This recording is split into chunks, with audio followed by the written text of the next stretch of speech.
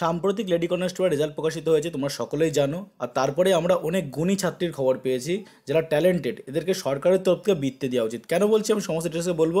আর আমার সকল ছাত্রছাত্রীকে বলবো এই ভিডিওটাকে প্রচুর শেয়ার করো, বিভিন্ন পেজে বিভিন্ন গ্রুপে যেখানে পারো শেয়ার করে দাও, কারণ এই গুণী ছাত্রীদের খবর ছড়াতে হবে। তো এত ট্যালেন্টেড ছাত্রী রয়েছে যাদেরকে বৃত্তি দেওয়া হচ্ছে সরকারের তরফ থেকে।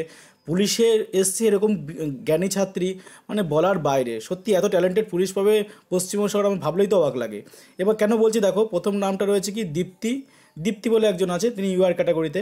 দেখো একটা জিনিস ভালো করে এখানটায় খেয়াল করো, তিনি পেয়েছেন 85-র মধ্যে 82.5। তার বুঝলেন মাত্র 2.5 নম্বর কম পেয়েছে।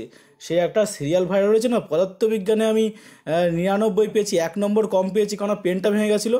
হয়তো এই লিস্টটার অবস্থায় তাই হয়েছে। এই যে লিস্টটা দেখতে পাচ্ছেন, এই লিস্টটার অবস্থায় হয়েছে ওদের মানে পেনটা ভেঙে গেছিলো, লাস্টে 1-2 নম্বর কমটা পেয়েছে না, মানে পেনটায় মানে কালি পড়ছিল না। নাই বলে দিয়েছিল যে তোমাদেরকে 1-2 নম্বর কম দেবো, 85-তে 85 পেলে কি কেমনটা লাগে না, সুতরাং 1-2 নম্বর কম থাক। এরা এত ট্যালেন্টেড, ব্যাপারটা তোমার বুঝতে পারছো, তাই বললাম ভিডিওটাকে শেয়ার করো। দেখো আরও কিছু বলছি ব্যাপারটা, দেখো টোটালে দেখো পেয়েছে হচ্ছে 95.83, দেখতে পাচ্ছ 95.83 পেয়েছে, অর্থাৎ 100-র মধ্যে। এই যে কোনো কারণে হয়তো একটু ইন্টারভিউটা খারাপ দিয়ে ফেলেছে, তোমরা বুঝতেই পারছো। তো মোটামুটি 1.5 নম্বর মতো কম পেয়ে গেছে, নিয়ে টোটালে নাম্বার কম পেয়ে গেছে হচ্ছে 100-র মধ্যে 5 নম্বর মতো কম পেয়ে গেছে। তাহলে বুঝতেই পারছো যে এরা কতটা ট্যালেন্টেড, যে 100-র মধ্যে 95.83 নাম্বার পেয়েছে। ব্যাপারটা কিন্তু বোঝার আছে, ব্যাপারটা কিন্তু এখানে বোঝার আছে যে এরা কত ট্যালেন্টেড। আমি এই ট্যালেন্টেডের গল্পটা আসছি পরে, দেখো পিডিতে কত পেয়েছিল, মেন্সে কত পেয়েছে, এই ব্যাপারটা আমি নিয়ে আসছি তোমাদেরকে। এবং আরও কিছু নাম দেখো এখানটায় রয়েছে, দেখো এখানে নামগুলো পিয়ালি রয়েছে, রাখি রয়েছে, মৌসুমি ঘোষ, স্নেহা, প্রত্যেকে ট্যালেন্টেড।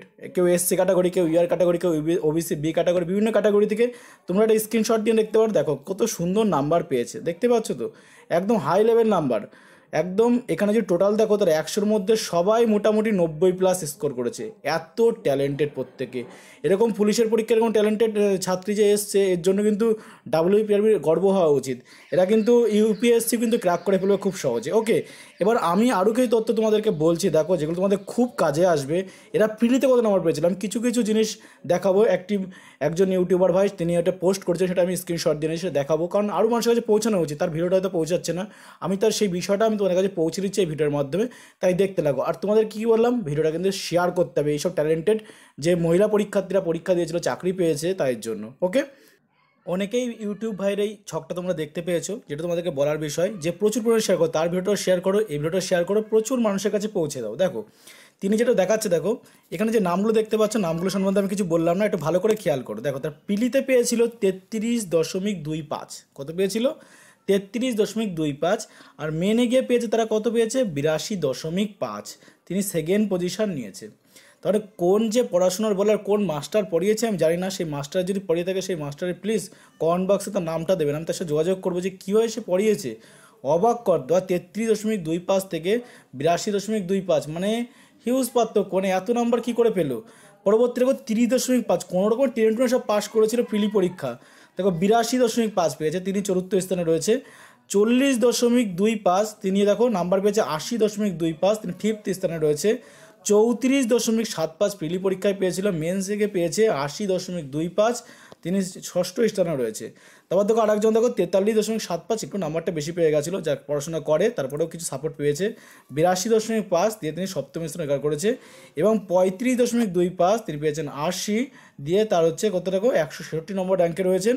এবং লাস্ট একজন সিভিক, তিনি কিন্তু সেই ইউটিউবার হয়ে বলছে যে মাত্র 26.5 পেয়েছে সিভিক, যার কিনা 8 ঘন্টা থেকে 10 ঘন্টা ডিউটি করতে হয়।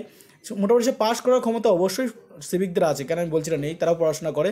কিন্তু এটা আনএক্সপেক্টেড নাম্বার, দেখো 78.5 নম্বর তিনি পেয়েছেন, বুঝতে পারছি। এবং তার র্যাঙ্ক হয়েছে কিন্তু 25। তাহলে বুঝতে পারছো কোন জায়গায় কাট অফ মার্ক নিয়ে যাওয়া হয়েছে। এটা কি করে সম্ভব, আমি একটা এক্সাম্পল তোমাদের বোঝাচ্ছি। দেখো 2018 থেকে 2022 পর্যন্ত, 2018 থেকে 22 পর্যন্ত 90% কিন্তু চিটিং হয়নি, 90% চিটিং হয়নি, একদম ক্লিয়ারভাবে কিন্তু পরীক্ষা হয়েছে। 2018 থেকে 2022 আমি একদম গ্যারান্টি সহকারে বলতে পারি, 2018 থেকে 2022 কিন্তু প্রচুর গরিব পরীক্ষার্থী কিন্তু চাকরি পেয়েছে, প্রচুর মহিলা পরীক্ষার্থীও গরিব চাকরি পেয়েছে, পুরুষ পরীক্ষার্থী গরিব চাকরি পেয়েছে, মধ্যবিত্ত ফ্যামিলি থেকে প্রচুর চাকরি পেয়েছে। কিন্তু এই লিস্টটা এরকম যদি চলতে থাকে তাহলে কয়দিন পর দেখবা 80+ কাট অফ মার্ক যাবে। 80+ কাট অফ মার্ক যাবে, আমি গ্যারান্টি সহকারে এখন বলে দিলাম। ওকে, দিন দিন কাট অফ মার্ক বাড়ছে, তোমরা দেখতে পাচ্ছ, কিন্তু আনএক্সপেক্টেড ব্যাপারগুলো কি ঘটছে এবার কিন্তু সবার সামনে কিন্তু চলে আসছে। আর দেখো এই 2023-24 যে পরীক্ষাগুলো হচ্ছে, 2023 যে পরীক্ষাগুলো হতে চলেছে বা হয়ে গেছে, সেগুলোতে প্রত্যেকটাতে কাট অফ মার্ক হাই, প্রত্যেকটাতে এত কাট অফ মার্ক হাই। আর এটা তো একদম ধরা ছোঁয়ার বাইরে চলে গেছে কিছু কিছু নাম্বার।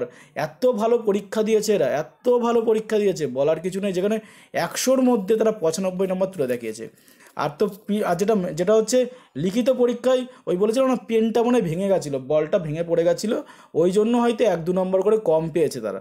তারা ওই মেন্স পরীক্ষায় যে 1-2 নম্বর কম পেয়েছে, সেটা কম পাওয়ার কারণটা কি আমি বললাম, যে হয়তো গোল দিতে গিয়ে না, এই যে গোলটা দিতে হয় না, যে বলটা পড়ে গেছিলো, তার কাছে টাকা ছিল না, একটাই পেন নিয়ে পরীক্ষা দিতে গেছিলো, সেই কারণে মনে হয় ওই 2-1টা নাম্বার শেয়ার করতে পারেনি গোল। আমার এটাই মনে হয় ওপিনিয়ন। তোমরা অবশ্যই তোমাদের ওপিনিয়ন কমেন্টে জানাও, ভিডিওটাকে শেয়ার করো, প্রচুর মানুষের কাছে ছড়িয়ে দাও ভিডিওটাকে। এই ধরনের বিষয়বিদ্যে কিন্তু প্রতিবাদে গর্জে ওঠা উচিত, মানুষের কাছে পৌঁছানো উচিত, কারণ না হলে কিন্তু দিনকাদিন বাড়লে কিন্তু সাধারণ প্রার্থীরা কিন্তু চাকরি পাবে না। এই জন্যই একটা কারণে ভিডিওকে শেয়ার করতে হবে। ভিডিওটা এই পর্যন্তই। জয় হিন্দ, বন্দে মাতরম।